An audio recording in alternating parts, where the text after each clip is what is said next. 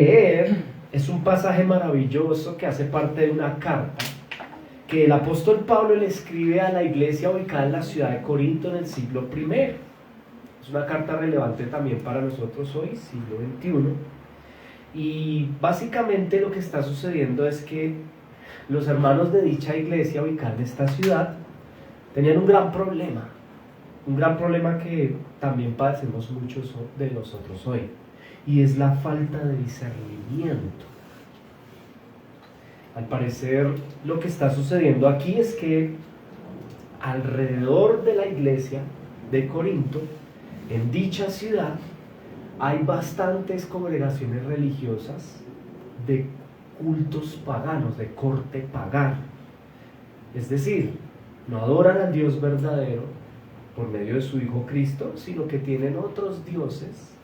Y lo que sucede puntualmente es que muchos líderes de estas sectas y estas congregaciones religiosas no cristianas se declaran simpatizantes del cristianismo, entran a la iglesia cristiana verdadera allí en Corinto, y por alguna razón los líderes de Corinto les permiten presidir los cultos y las reuniones.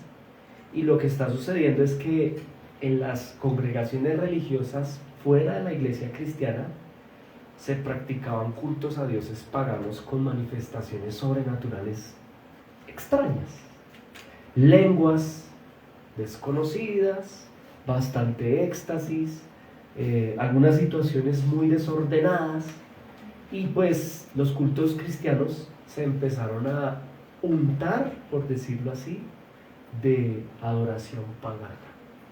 Aparecían tal vez manifestaciones milagrosas, señales sobrenaturales, y muchas personas estaban confundidas porque pues venían gentes a presidir el culto, pero maldecían el nombre de Jesús. Mientras maldecían el nombre de Jesús, mientras estas personas practicaban el pecado, venían, presidían el culto, y en medio de ese desorden, pues algunos de los hermanos se sienten indispuestos y le escriben al apóstol Pablo y le preguntan: apóstol, ayúdenos porque están sucediendo cosas raras en el culto aquí. El apóstol les responde y básicamente pues les aclara lo que está sucediendo. Les ofrece en primera instancia la prueba de los dones que provienen del Espíritu Santo. Él identifica que los miembros de Corinto están confundidos porque no saben discernir quién tiene el Espíritu Santo, quién viene con el Espíritu Santo de Dios y quién viene con un espíritu extraño, tal vez del engañador. Era difícil para ellos discernir y no tenían claridad, percibían desorden, pero habían manifestaciones sobrenaturales, milagros. Entonces ellos decían: bueno, pero hay milagros, sin embargo maldicen el nombre de Jesús. Sin embargo, estas personas en su vida no tienen como Señor a Cristo. Y es precisamente la prueba que ofrece el apóstol Pablo de entrada. Les dice: les voy a probar quién viene con el Espíritu Santo de Dios verdaderamente. La primera manera de saberlo, la primera prueba de ello, es que nadie que esté respaldado por el Espíritu Santo maldice a Cristo. Aquí se utiliza la palabra anatema.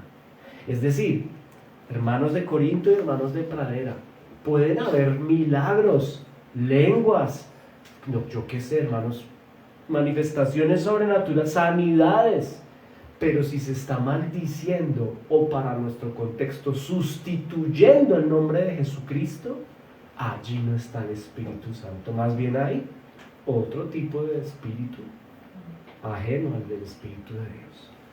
Esa es la primera prueba que ofrece el apóstol Pablo. No miren, por favor, Corinto y Pradera, no se dejen guiar por manifestaciones sobrenaturales, porque quien maldice el nombre de Jesús o quien sustituye el nombre de Cristo, para nada viene respaldado por Dios mismo en su espíritu. También les ofrece otra prueba que básicamente tiene que ver con los frutos y la santidad en la vida de quien hace los milagros. Puede que hayan milagros, puede que hablen en lenguas, puede que los cultos sean eufóricos, pero nadie puede hacer Señor a Cristo sin la ayuda del Espíritu Santo, es lo que les dice. Cualquiera puede hablar en el nombre de Jesús, pero no cualquiera lo hace Señor de su vida. Entonces tengan cuidado, porque no solo se trata de tener cultos con palabrerías, sino también que las personas que están dirigiendo y presidiendo el culto también hagan al Señor Señor de su vida, valga la redundancia.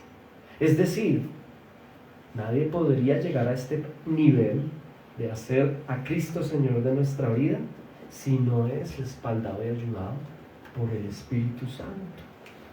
Amén. Amén. Esto es muy importante. Aunque tenían poder sobrenatural al interior del contexto que estamos trabajando, los líderes y las personas que venían de afuera tenían dicho poder, con todo ello sus vidas eran esclavas de hábitos pecaminosos escandalosos, propios del contexto corintizado. Recordemos que la ciudad de Corinto en el siglo I era una ciudad bastante compleja, con aspectos puntuales, tres complejos. El primero, el pecado sexual. Era fuerte, el desorden en cuanto a la sexualidad, la promiscuidad, la lujuria sexual, la fornicación, que solo lo despejó en capítulos anteriores, ¿no? Por otro lado, la lujuria material. Corinto era una ciudad demasiado lujuriosa en el contexto material. Y el tercero de ellos, muy grave también, la idolatría. En ese orden de ideas, las personas, está bien, en realidad, sí, parece ser, tenían poder sobrenatural, pero sus vidas estaban sujetas a estas tres categorizaciones del mundo.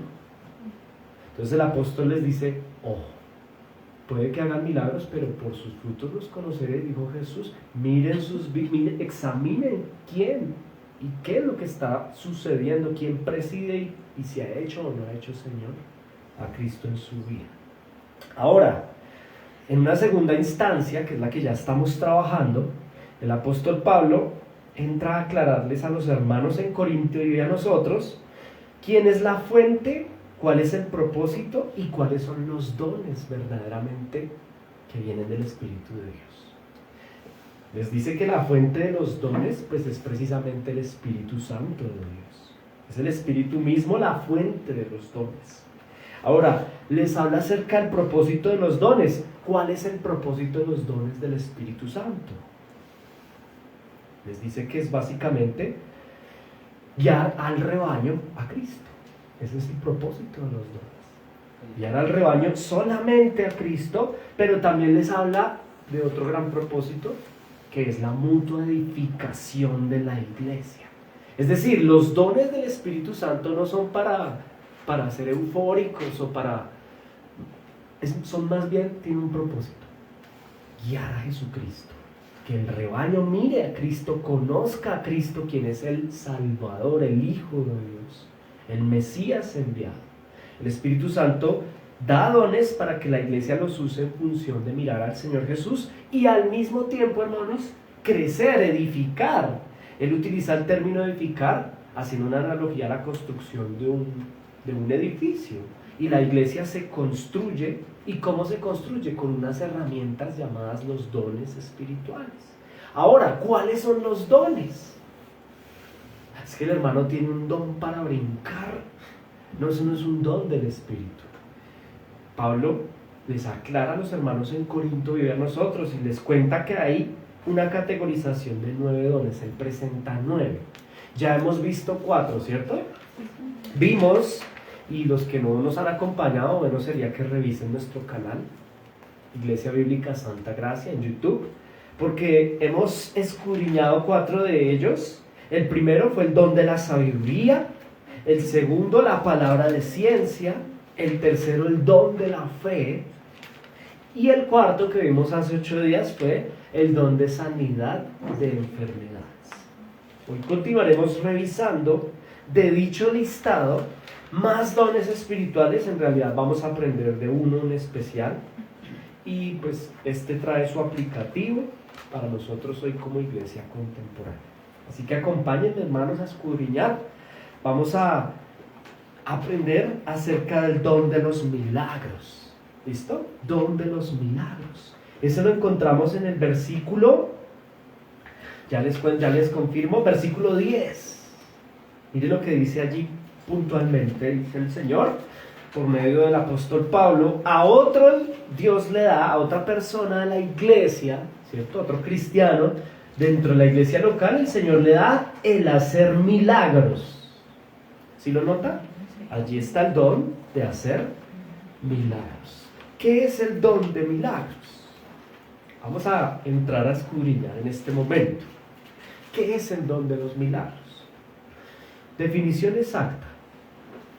Un milagro son actuaciones sobrenaturales de Dios que están opuestas al funcionamiento ordinario y a las leyes de la naturaleza. Son básicamente actos que solo Elohim, el Señor, Dios, Padre, Hijo y Espíritu Santo puede llevar a cabo por medio, escuche esto, de la alteración de las leyes naturales. Y yo le tengo un ejemplo bíblico de lo que son el don de los milagros. Le voy a contar algo. En el campo científico, en el campo de la física, exactamente, hubo un hombre que se destacó mucho, además un gran cristiano, Isaac Newton. Él planteó unas leyes en la física y en la ciencia, y hay una muy particular, la tercera ley de la física, la tercera ley de Isaac Newton, se llama la ley, yo la tengo aquí escrita, de la acción-reacción. ¿Qué es eso? La ley de la acción-reacción dice más o menos lo siguiente: por cada acción hay una reacción. Esto es pura física. Yo no soy físico, de pronto acá habrán físicos, matemáticos, no me dejarán mentir. Newton dice que en su tercera ley, la ley de acción-reacción, que por cada acción hay una reacción. Es decir, si yo tengo un lápiz en la mano y ejecuto la acción de soltarlo, hay una reacción ante esa situación, y es que el lápiz va a caer. Eso es una ley física ordinaria, ¿cierto? Ahora, atendiendo a la tercera ley de Isaac Newton, una de las dos mentes más brillantes de la ciencia, según los científicos, gran cristiano, atendiendo a esa ley de la acción-reacción, si camino sobre el asfalto, acción-reacción, si yo camino, mi acción es caminar, ¿qué sucede? Pues que avanzo, hay una reacción, avanzo. Ahora, si camino sobre las aguas, ¿qué pasaría? Me hundo. Esto en términos de las leyes de la física, pero es aquí en donde entra el milagro. Si yo caminara sobre las aguas, pues me hundo por el peso del cuerpo, pues la masa del cuerpo es más densa que la masa del agua, que es menos densa. Sin embargo, en Mateo capítulo 14, nosotros nos damos cuenta que Dios encarnó, vino a este mundo, Él es Cristo, entre nosotros vivió encarnado, y al estar aquí ante sus discípulos realizó el milagro de caminar sobre las aguas. ¿Qué le quiero comunicar? El Señor venció la ley de Newton, pues que en ese momento Newton ni había nacido. Sin embargo, Él caminó sobre las aguas. Ante sus discípulos realizó, esto es un milagro, una manifestación del Señor, donde recordemos la definición de milagro, es una acción sobrenatural de Dios que es opuesta a la ley natural y ordinaria. Ahora, Cristo aquí vence la tercera ley de Newton, que bueno, la verdad es la ley de Dios, ¿no? La ley de la física de Dios. El Señor le permitió, por su gracia común, le concedió a Isaac Newton la oportunidad de sistematizar y descifrar una ley que ya existía. Dios creó dichas leyes de la física. Sin embargo, aquí observamos claramente en Mateo 14, no lo vamos a leer por cuestiones de tiempo, pero ustedes creo que algunos conocen el contexto. El Señor Jesús camina sobre las aguas, no se hunde, vence dicha ley, y esto lo conocemos técnicamente como un milagro. Eso es un milagro. Ahora, estamos hablando del don para hacer milagros. Hablemos un poco acerca de lo que no es el don de hacer milagros. Lo que no es el don. Cuando Jesús realizó su primer milagro, ¿recuerdan cuál fue? Juan capítulo 2, convertir el agua en vino. Ojo, porque ya definimos que es el don de los milagros. Ahora vamos a hablar lo que no es el don de los milagros. Y para ello recurrimos a Juan 2. Cuando el Señor convirtió el agua en vino, ese milagro, que fue su primer milagro, no fue para mejorar la fiesta, ¿sabe? Ojo con esto. Tampoco fue para beneficiar las condiciones terrenales de los nuevos esposos y de los asistentes. Para emborracharse. Sino más bien fue para manifestar su gloria, para confirmar su venida al mundo como el Mesías, el portavoz del mensaje del Padre. Un mensaje de reconciliación, de arrepentimiento y de salvación por medio del Hijo. ¿Qué queremos comunicar con esto? Lo que no es el don de los milagros. El don de los milagros no es y no está diseñado para mejorar las condiciones, simplemente mejorar las condiciones o beneficiar las condiciones terrenales de las personas. El propósito de los milagros es otro. Ahora, ¿cuál es?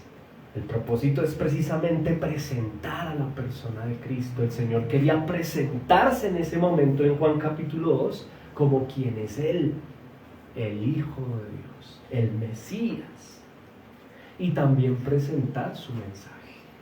Es decir, su evangelio. Ese es el propósito del don de los milagros. Pero ¿cuál evangelio? No ese falso evangelio de afirmar lo siguiente: Dios te ama y te acepta tal y como eres. Ese no es el evangelio. Eso no está en las escrituras. Muchas personas en Corinto, es posible que estuvieran hablando de esa manera y haciendo o teniendo manifestaciones sobrenaturales, pero ese no es el evangelio. Dios te ama y te acepta tal y como eres, o que Dios quiere transformar tu agua en vino. Ese no es el mensaje de Cristo, ese no es el evangelio. O que todos los seres humanos somos hermanos y somos hijos de un mismo Dios, sea cual sea la oferta religiosa. Tampoco ese es el evangelio. No es el evangelio. Sino más bien, amorosamente dicho, que todos los hombres, este sí es el evangelio, que todos los seres humanos, escúchame bien, somos criaturas alejadas de Dios. Ese es el mensaje que traía Jesucristo el día que hizo su primer milagro. Vuelvo a repetirlo, que todos los seres humanos somos simplemente criaturas alejadas del Eterno. ¿Y cuál es el centro del mensaje, hermanos en Cristo? Dios quiere que te arrepientas de tu pecado, que estás destituido del reino y necesitas arrepentirte para poder reconciliarte con Él, dejarlo todo y seguir a su Hijo, quien es Jesús. Este sí es el evangelio.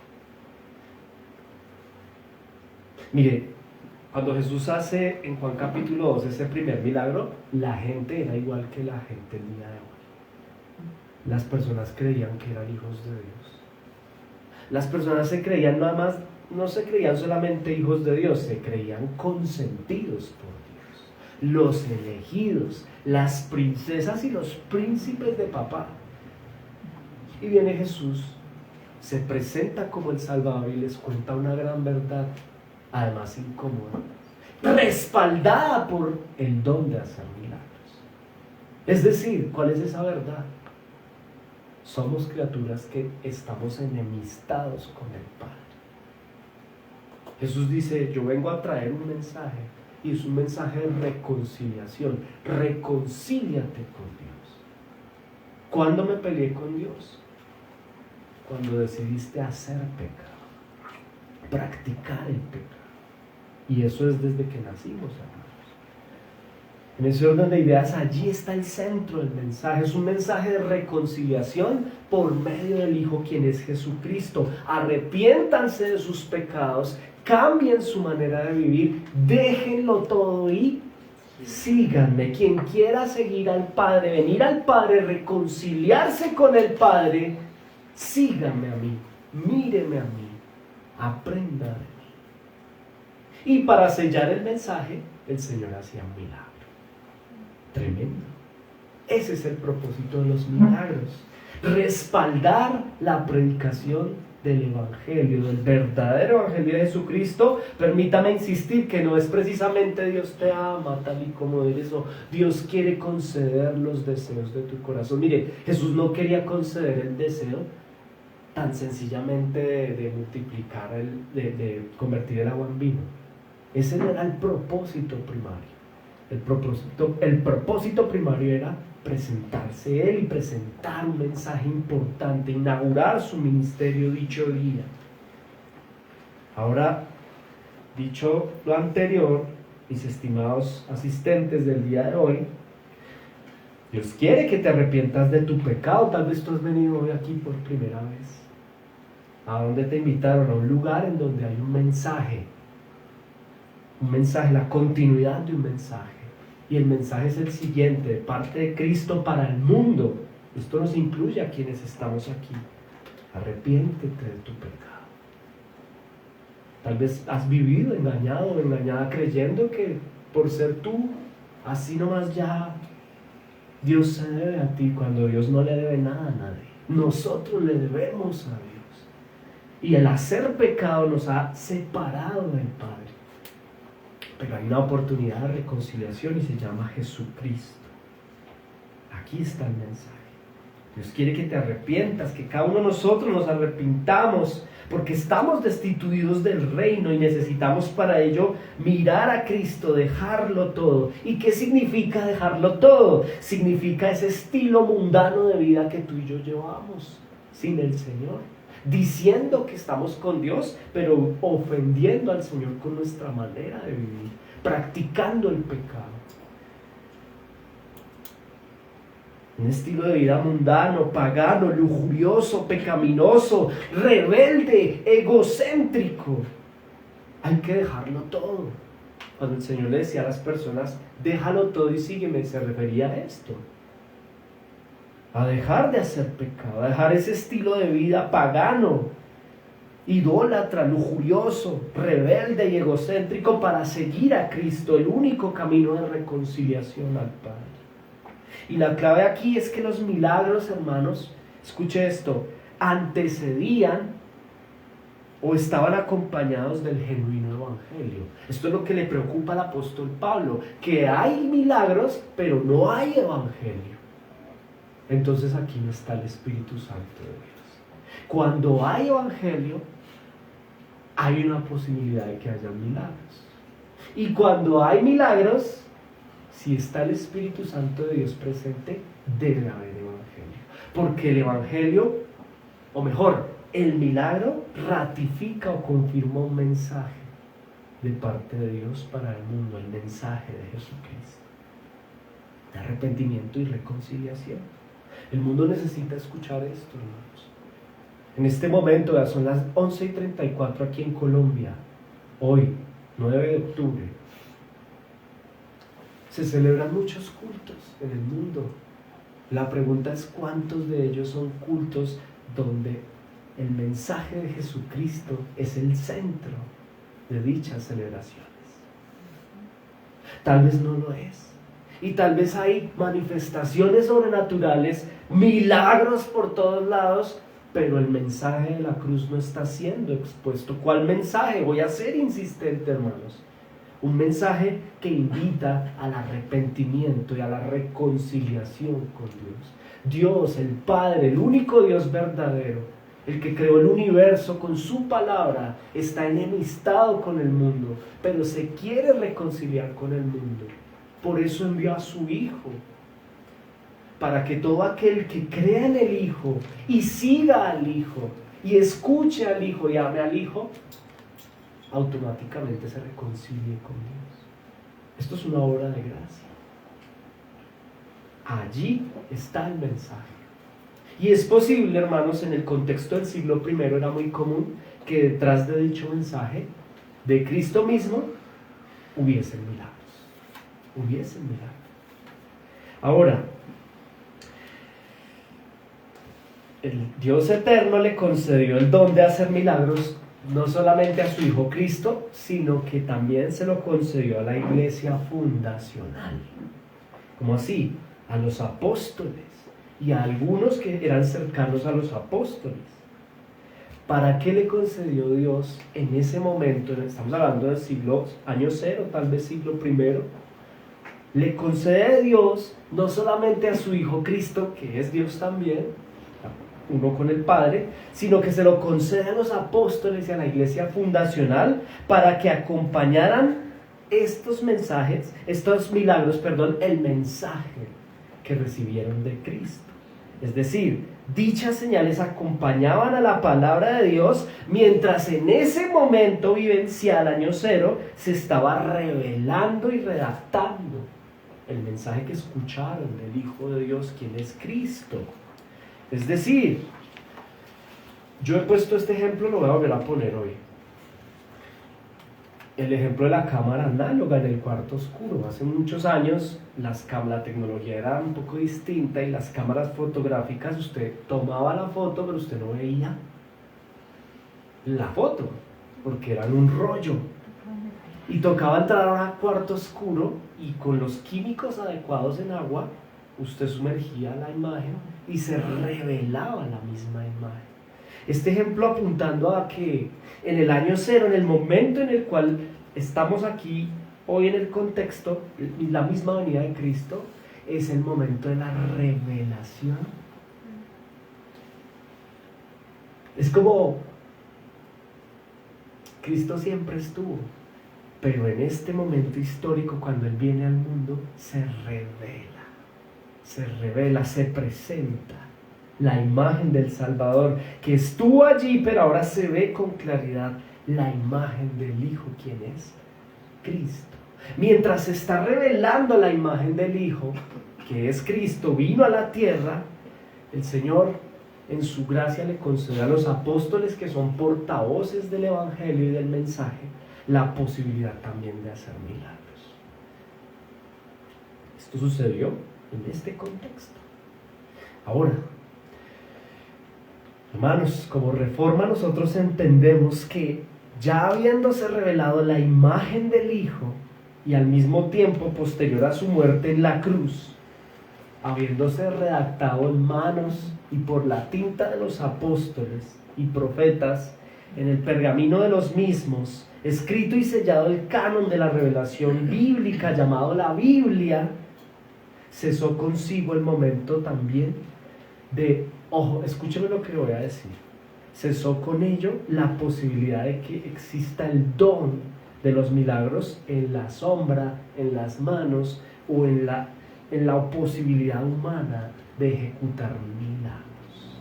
¿Nosotros creemos que los milagros son vigentes? Sí son vigentes. Están vigentes, sí, pero en las manos de Dios mismo, quien en su soberanía ejecuta conforme a su beneplácita gracia milagros hermosos. Sí existen, los hace Él. Es un Dios que es el mismo ayer, hoy y siempre, y hace y hará milagros. Lo que no creemos, por favor escúcheme esto, lo que no creemos es que en esos lugares donde, al igual que en Corinto, sucedían cultos masivos de euforias colectivas con eventos sobrenaturales, sean señales que vengan de parte del Eterno. Eso no lo creemos. Mucho más cuando en dichos lugares la persona del hombre que ejecuta las señales y los milagros es la imagen y el centro del show. Cuando en dichos sitios no hay orden, no hay solemnidad, no hay evangelio. Y esto está ocurriendo en Corinto. Y está ocurriendo hoy día. Cristo no está siendo presentado según las Escrituras, sino según la interpretación subjetiva de personas que no han hecho Señor de sus vidas a Cristo. Pues ellos mismos son y sus concupiscencias los señores de sus vidas. ¿Saben algo, hermanos? No es el don de milagros lo que sucedía precisamente en algunos de los cultos en la iglesia de Corinto, y mucho menos fuera de ella. Mucho menos cuando se hacen milagros, pero se maldice o se sustituye el nombre de Jesús. También su evangelio. No es el don del Espíritu Santo el hacer milagros cuando hay señales sobrenaturales, pero no hay vidas transformadas por el evangelio que lleva a las personas a abandonar la vida de pecado para hacer al Señor Jesús el Señor de mi vida precisamente. Nosotros consideramos, y es una postura histórica de la iglesia reformada, que el don de los milagros está vigente, que el Señor hace milagros, pero los hace hoy Él. No creemos que cuando el tipo se quita el saco y lo mueve y suceden eventos sobrenaturales, sea respaldado por el Espíritu Santo. Tampoco creemos que allá en la casa del hermano Tito, del hermano Caimito, es que él tiene el poder de hacer milagros, vamos a ir a la casa de él a que nos haga el milagro. Creemos que eso no es posible en este tiempo. Creemos que el milagro ocurre si Dios lo quiere, pero lo hace Él. No es que vayamos a ir a la casa del hermano porque Él hace milagros. O vamos a ir al culto del hermano X porque es que en ese culto sí hay milagros. Y Él tiene el poder en sus manos. Es que solo tócame, que ahí está el milagro. Y mucho menos cuando usted mira esos cultos que son un completo circo y un desorden. Y sobre todas las cosas, hermanos, cuando Cristo y su mensaje no está siendo expuesto claramente. Ahora, ¿que tienen poder para hacer milagros? Pues hermanos, aquí en Corinto, por lo que estamos observando, había manifestaciones sobrenaturales y las hay en día. Sí lo tienen, pero no vienen del Espíritu Santo. Y es lo que Pablo le está comunicando a la iglesia en Corinto. Quien verdaderamente tenga el Espíritu Santo se preocupará por algo: hacer a Cristo el Señor de su vida. Hacer a Cristo el Señor de su vida. Predicar a Cristo. Predicar el mensaje de la cruz de reconciliación. En ese orden de ideas, como Reforma, entendemos y consideramos, también respetamos los que tienen otra posición. Pero nosotros vemos y creemos que sí, el Señor hace milagros, pero los hace Él. Ya no es vigente el don de los milagros en las manos de ciertas personas, porque el canon fue sellado. Ya las escrituras están selladas, ya la palabra desde Génesis a Apocalipsis está completamente, valga la redundancia, completa, estructurada, sellada. En ese orden de ideas ya no se necesita que el hermano X venga a proclamar un mensaje respaldado por un milagro, porque ya la misma Biblia, la sola escritura en sí, se constituye autoridad suficiente. Ahora, insistimos, con ánimo de ser canzones un poco, nosotros no estamos diciendo que no hayan milagros. Sí los hay. Sí los hay. Pero en manos del Señor. Él los hace. Si Él quiere. Amén. Ahora, aquí hay un aplicativo, hermanos amados. Ya habiendo presentado el don de los milagros, que fue un don fundacional, al igual que el don de la sanidad que vimos hace 8 días, sigue sanando, pero ya no en manos particulares del hermano X, Él lo hace. Encontramos un aplicativo hermoso y es el siguiente. Para nosotros hoy, Iglesia Santa Gracia, tú, escucha esta pregunta. Tú y yo tal vez hemos hecho verdaderamente desde nuestra responsabilidad a Cristo el Señor de nuestra vida. Porque es que detrás de 1 Corintios capítulo 12 está esa idea central. Aclararle a la iglesia local, tanto en Corinto como en Pradera, que hay unos dones y unas manifestaciones del Espíritu Santo que están acompañadas de algo más importante en realidad. Y es hacer a Cristo Señor de mi vida. Esa es la pregunta. Tú que estás aquí sentado y que nos ves y que estás escuchando esta mañana esta predicación expositiva, tú te has hecho, desde tu responsabilidad, has hecho a Cristo Señor de tu vida. ¿O sigues viviendo como vive la mayoría de las personas, diciendo que son hijos de Dios, pero no viviendo como hijos de Dios? Viviendo a mi manera. Tal vez deseando del Señor el favor o el milagro, precisamente. Yo deseo el milagro porque ese es el común denominador, hermanos, estamos en el aplicativo. Las personas de hoy en día, al igual que en el contexto de Corinto, igual que cuando estaba Cristo aquí, iban por el milagro. Estamos hablando del don de los milagros. Las personas buscan el milagro, pero no buscan hacer a Cristo el Señor de sus vidas. Y recuerden que algunos maldecían el nombre de Jesús en el contexto del siglo I, pero otros hoy sustituyen el nombre de Cristo. Y no estamos hablando solo de los que predicamos. La oveja también sustituye muchas veces a Cristo de su vida. Yo quiero el milagro de Cristo, pero a Cristo no lo quiero. Arrepentirme no quiero. Ser el esposo que Él me pide que sea, eso no lo quiero. Santificarme, eso no lo deseo. Pero que me bendiga, sí, Señor, dame mi milagro. Es que yo quiero don de milagros. Es que yo me voy a ir de la iglesia porque ¿cómo así que usted no tiene el don de milagro? No, yo no lo tengo, hermano. Y presénteme a alguien, no lo vamos a encontrar. Charlatanes vamos a encontrar, por sus frutos los conoceréis. Sustituyen a Cristo. Sus vidas son vidas de desorden, de pecado, corintizadas. La mayoría de estos farsantes y estas personas, dicho con respeto, son personas que viven en la praxis del pecado. Es solamente observarlos con atención.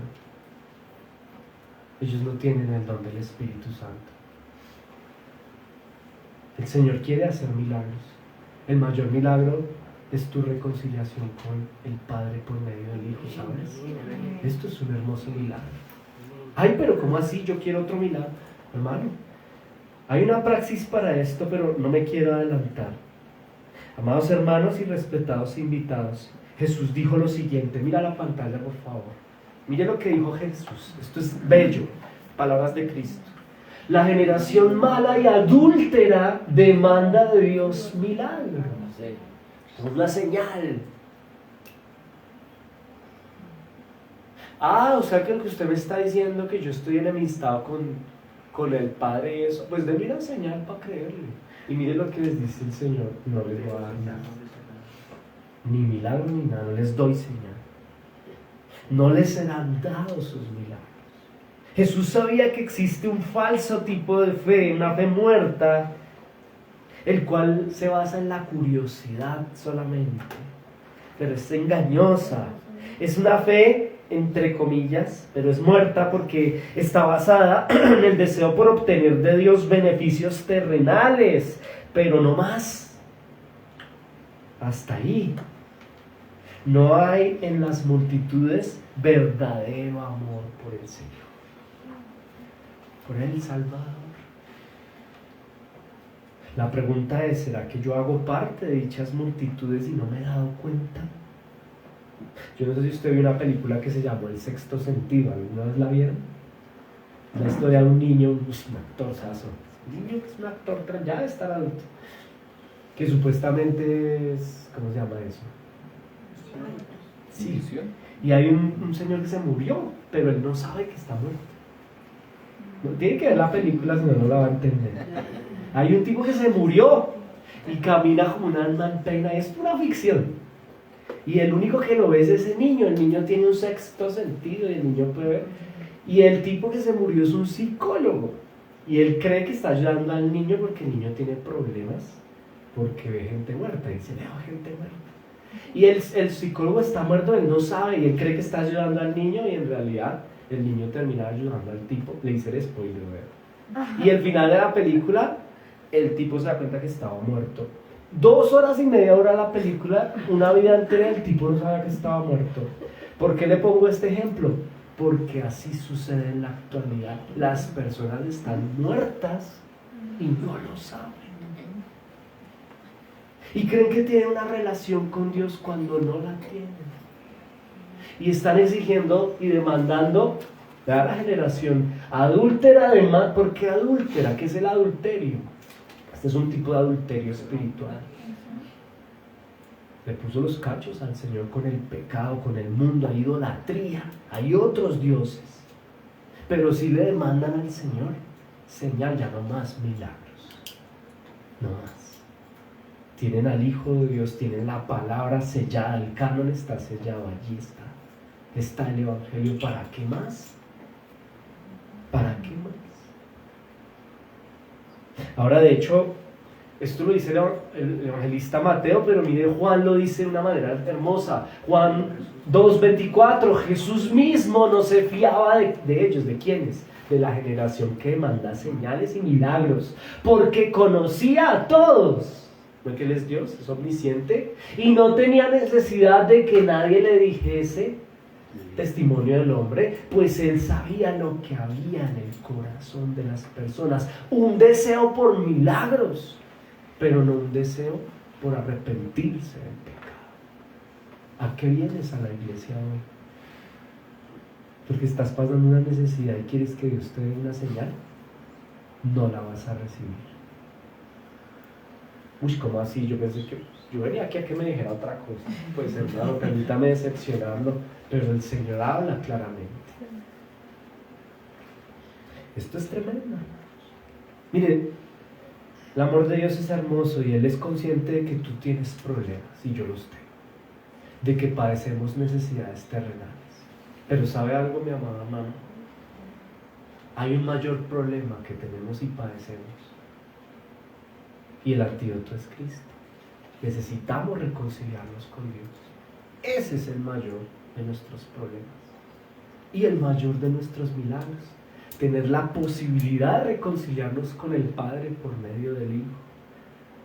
Por eso Jesús, usted lo ve en pantalla, Él no se fiaba de ellos. ¿Por qué? Porque no tienen un corazón arrepentido, porque se creen hijos de Dios cuando son enemigos de Dios y lo que quieren es exigirle al Señor una bondad terrenal,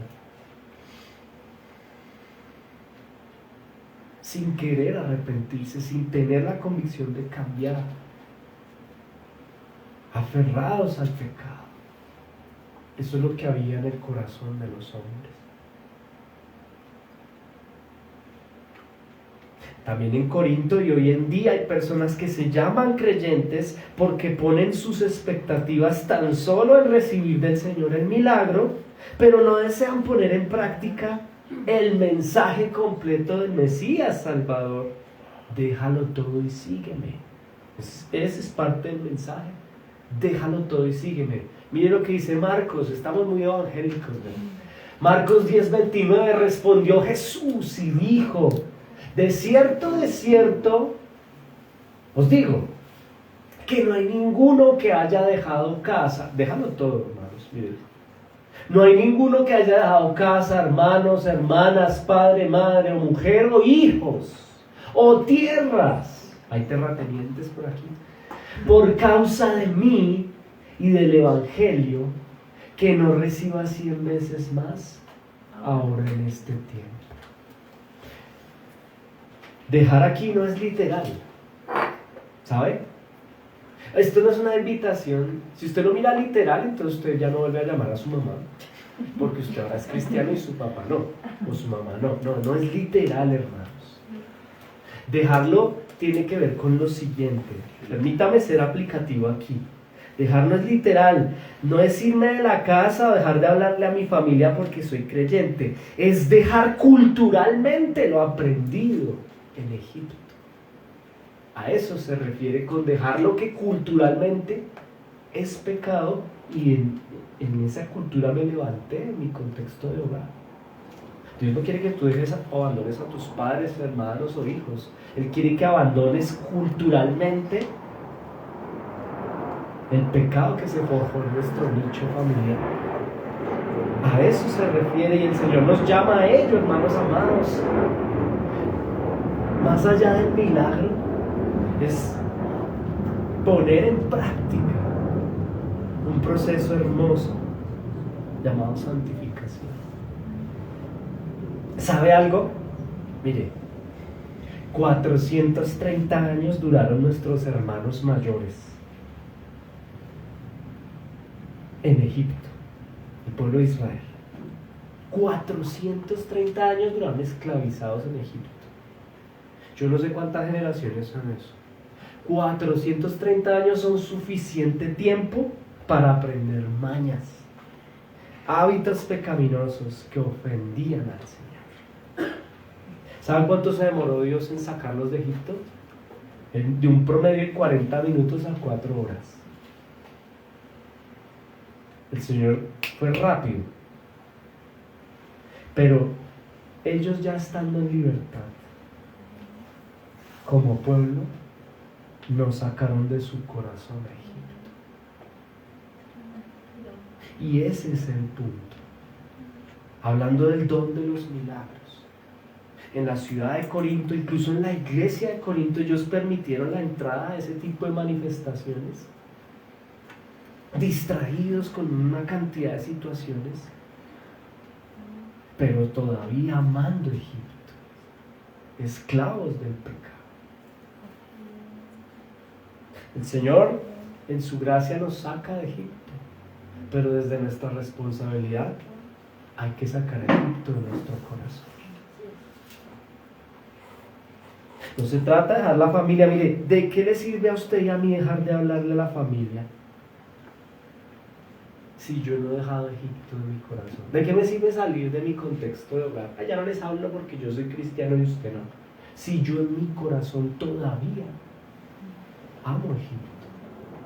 Entonces no se trata de dejar literalmente a mi familia, sino se trata de dejar el pecado que en mi contexto crece. Y muchos de nosotros podríamos hoy estar en igualdad de condiciones como el pueblo de Israel, habiendo recibido la gracia y el milagro, porque esto es un milagro, estamos hablando de milagros, es un 430 años, de pronto usted no lo... Que el Señor nos ayude a entenderlo. Usted y yo nos cuesta entender lo que significa la esclavitud. Pero en el contexto de la esclavitud, técnicamente el pueblo de Israel era propiedad privada de Faraón. Eran un objeto de él, de su propiedad. Y aquí está el milagro, si queremos hablar de milagros, que el Señor en su gracia sacó de la esclavitud un pueblo, y eso nos incluye a nosotros. Ahí está su milagro. ¿Querías milagro? Tienes tu milagro. Ahora de nuestra parte, hermanos, sacar a Egipto de nuestro corazón. Desde nuestra responsabilidad. Ya habiendo recibido la gracia y el milagro de ser extraídos de la esclavitud a libertad por medio de Jesucristo, pues ya no estar, amados en Cristo, aferrados a un carácter del pasado, con hábitos pecaminosos del pasado que deben ser renovados. Ya debemos renovarlos. Será aún mucho mejor el vivir a la altura del milagro de la gracia que ya nos otorgó el Señor. Hermanos amados, no hay milagro más hermoso que ser transformados, renovados y llamados de muerte a vida por medio de Cristo. Y esto nos exige vivir en unas condiciones diferentes. La generación mala y adúltera demanda al Señor una señal y no les va a ser dada.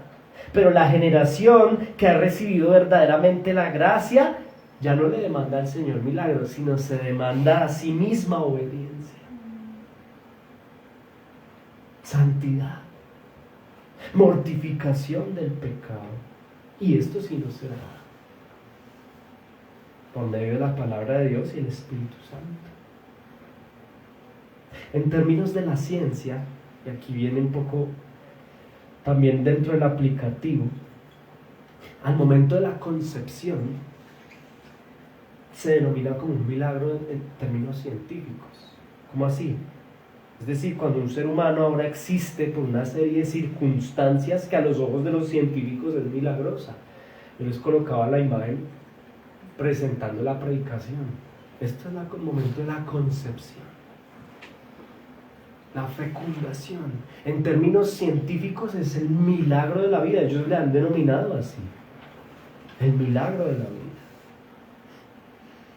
Un ser humano ahora existe por una serie de circunstancias que a los ojos de los científicos es milagrosa. ¿Y sabe algo? También sucede de la misma manera en términos espirituales. Al ser llamados eficazmente por el Espíritu Santo al momento de la predicación del Evangelio, allí recibimos la gracia del nacer de nuevo. Eso es un milagro hermoso. Tanto el físico como el espiritual, nacer de nuevo. Y Jesús le dice a Nicodemo, tú necesitas nacer de nuevo. Y a muchos de nosotros nos lo dice hoy, tú necesitas nacer de nuevo.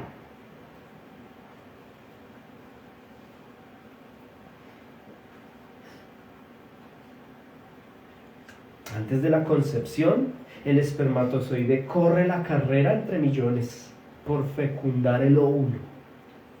¿Sí lo ve ahí? Hay una carrera. Esto también es hermoso. Antes de la concepción, el espermatozoide corre una carrera para nacer. Quiere fecundar el óvulo, en términos biológicos se conoce como fecundación. Allí se concibe la vida. Cuando el espermatozoide entra al óvulo, hay vida. En dicha carrera, tú y yo corrimos y además ganamos. Por eso estamos aquí. ¿Cuál es el punto? Que en términos espirituales también se corre una carrera, ¿sabes, hermano? Pero no antes, sino después de nacer de nuevo. Nacemos por gracia, espiritualmente hablando, por medio de la fe en Cristo, la cual Él nos otorga, y de allí en adelante iniciamos una carrera, una maratón, no para mantener nuestra salvación, no es por esfuerzo humano, corremos por otra razón, pero hay que correr. Estamos llamados como cristianos a correr una carrera, y no es una carrera por los milagros, ¿sabes? Estamos llamados a correr. Pero aquí muchos hemos dejado de correr. Correr en función de qué? De amar al Señor Jesucristo, de santificar mi vida, de poner en práctica esa nueva naturaleza que Él me ha otorgado. Aquí muchos han dejado de correr. Aquí hay personas que han dejado de orar. ¿Saben? Mire lo que le dice Pablo a otra iglesia en Galacia. Mire, les dice lo siguiente: vosotros, ustedes, corríais bien. Está hablando en pasado. Recibieron el milagro de la vida espiritual. Y de repente iniciaron una carrera. Y corrían bien, pero les preguntan, ¿quién os estorbó para no obedecer a la verdad? Estamos en la parte práctica. Esta persuasión no procede de aquel que nos llama. ¿Qué está sucediendo? Pues que así como en Galacia, en Corinto y aquí en nosotros, aquí en Pradera, muchos han dejado de correr. Hemos recibido el milagro más hermoso, hablando de milagros, que es el milagro del nacer de nuevo, la regeneración por medio de Cristo, de la fe en Cristo. Y recién el Señor lo llama gracia y a vida y se convierte, uno está motivado, pero por alguna razón se dejó de correr, se dejó de orar. Muchos han dejado de congregarse con disciplina, ¿saben? Dejaron de estudiar en el discipulado, dejaron de escudriñar la palabra, dejaron de ayunar, de mortificar el pecado, y allí pecamos. Hemos dejado de correr. Hay muchos que pararon. Ya no quiero correr.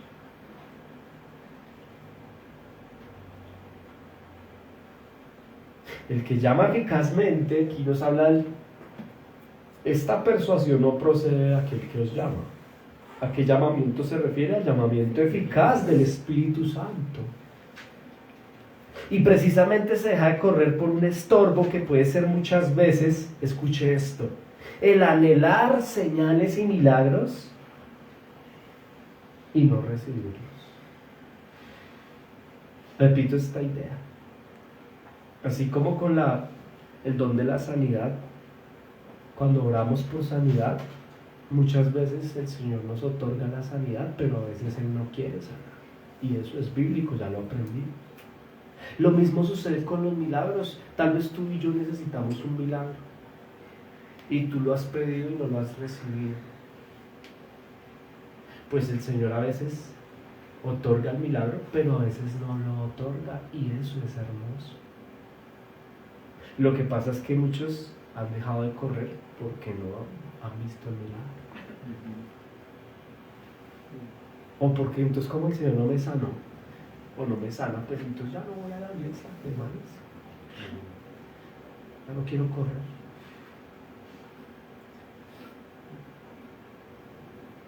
¿Quién pierde? Hay un estancamiento, ¿no? Y no viene precisamente, no procede de aquel que os llama.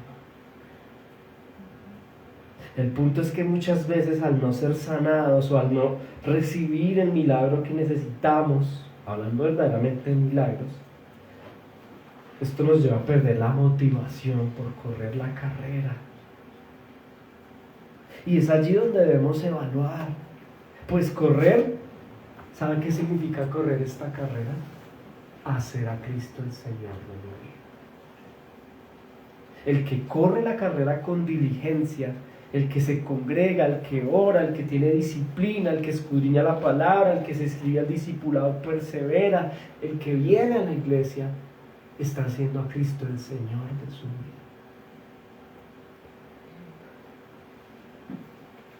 ¿Cuántos hemos dejado de ayunar, de mortificar el pecado?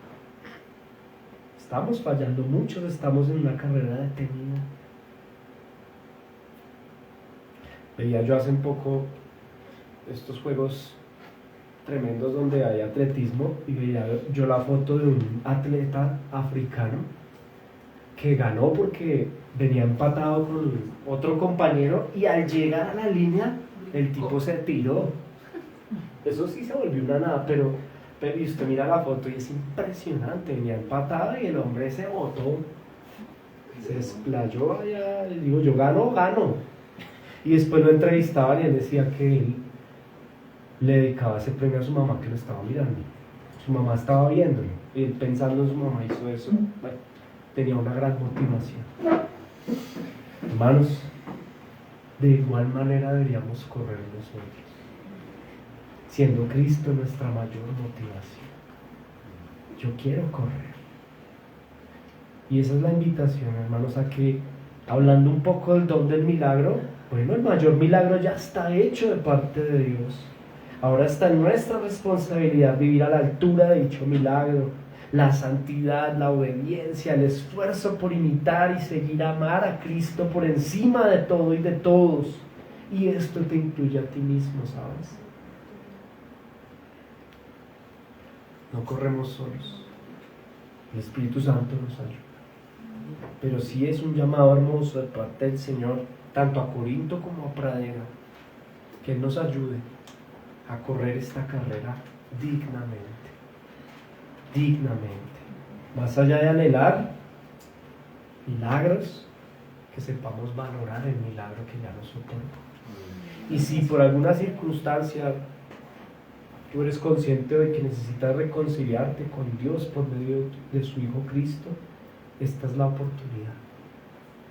El Señor te ha permitido venir a este lugar en este momento para que puedas ver y reconocer la verdad como es. Necesitas arrepentirte, necesitas reconciliarte con Dios. Ven a Jesucristo en arrepentimiento y fe. Amén. Oremos, por favor. Señor, nos ayude, iglesia. Es necesario darte gracias en esta hora, a ti, único Dios, en el nombre de tu Hijo Jesús.